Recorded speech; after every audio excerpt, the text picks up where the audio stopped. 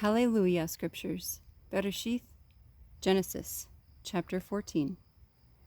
And it came to be in the days of Amraphel, sovereign of Shinar, Arioch, sovereign of Elasar, Kedorlaomer, sovereign of Elam, and Tidal, sovereign of Goyim, that they fought against Berah, sovereign of Sedam, Bershah, sovereign of Amorah, Shinab, sovereign of Admah, Shem-Eber, sovereign of Zeboim, and the sovereign of Bela, that is Zoar. And all these joined together in the valley of Siddim, that is the salt sea. 12 years they served Kedorlaomer, and in the 13th year they rebelled.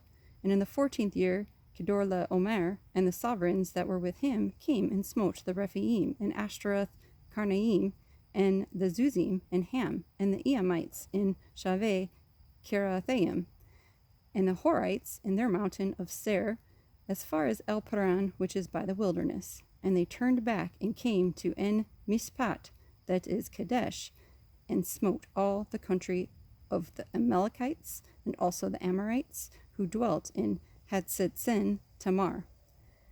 And the sovereign of Sedam, and the sovereign of Amorah, and the sovereign of Admah, and the sovereign of Zeboim, and the sovereign of Bela, that is Zoar, went out and joined together in battle in the valley of Siddim against Kedorlaomer, sovereign of Elam, and Tidal, sovereign of Goyim, and Amraphel, sovereign of Shinar, and Arioch, sovereign of Elasar, 4 sovereigns against 5. And the valley of Siddim had many tar pits, and the sovereigns of Sedam and Amorah fled and fell there, and the remainder fled to the mountains. And they took all the goods of Sedam and Amorah, and all their food, and went away. And they took Lot, Abram's brother's son, who dwelt in Sedam, and his goods, and left.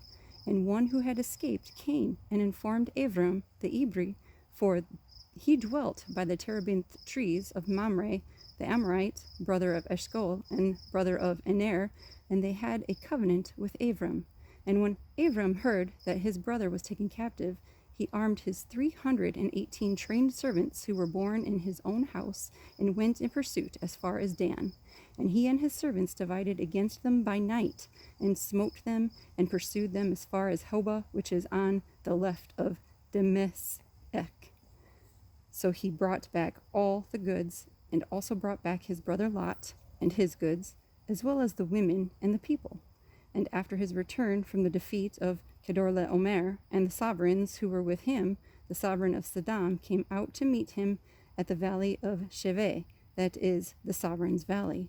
And Melchizedek, sovereign of Shalem, brought out bread and wine. Now he was the Kohen of the Most High El. And he barak him and said, Baruch be Abram of the Most High El, possessor of the Shamayim and earth. And Baruch be the Most High El, who has delivered your enemies into your hand. And he gave him 1/10 of all.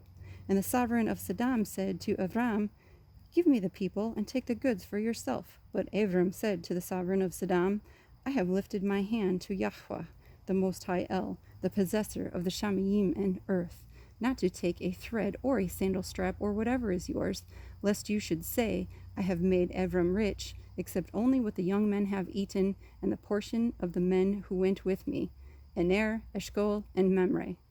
Let them take their portion. HalleluYah Scriptures, Bereshith, Genesis, chapter 15. After these events, the word of Yahuah came to Abram in a vision, saying, Do not be afraid, Abram. I am your shield. Your reward is exceedingly great. And Abram said, Adonai Yahuah, what would you give me, seeing I go childless, and the heir of my house is Eliezer of Damascus? And Abram said, See, you have given me no seed, and see, one born in my own house is my heir. And see, the word of Yahuah came to him, saying, This one is not your heir, but he who comes from your own body is your heir. And he brought him outside and said, Look now toward the Shamayim, and count the stars if you are able to count them. And he said to him, So are your seed. And he believed in Yahuah, and he reckoned it to him for righteousness. And he said to him, I am Yahuah, who brought you out of Kasdim, to give you this land to inherit it. And he said, Adonai Yahuah, whereby do I know that I possess it? And he said to him, Bring me a 3-year-old heifer, and a 3-year-old female goat, and a 3-year-old ram, and a turtle dove, and a young pigeon. And he took all these to him, and cut them in the middle, and placed each half opposite the other, but he did not cut the birds. And the birds of prey came down on the carcasses, and Abram drove them away. And it came to be, when the sun was going down, and a deep sleep fell upon Abram, that see, a frightening great darkness fell upon him. And he said to Abram, Know for certain that your seed are to be sojourners in a land that is not theirs, and they shall serve them, and they shall afflict them 400 years. But the nation whom they serve I am going to judge, and afterward let them come out with great possessions. Now as for you, you are to go to your fathers in peace. You are to be buried at a good old age. Then in the 4th generation they shall return here, for the wickedness of the Amorites is not yet complete. And it came to be, when the sun went down and it was dark, that see, a smoking oven and a burning torch passing between those pieces. On the same day Yahuah made a covenant with Abram, saying, I have given this land to your seed, from the river of Mizraim to the great river, the river Parath, with the Canaanite, and the Kenizzite, and the Cadmonite, and the Hittite, and the Perizzite, and the Rephaim, and the Amorite, and the Canaanite, and the Girgashite, and the Jebusite.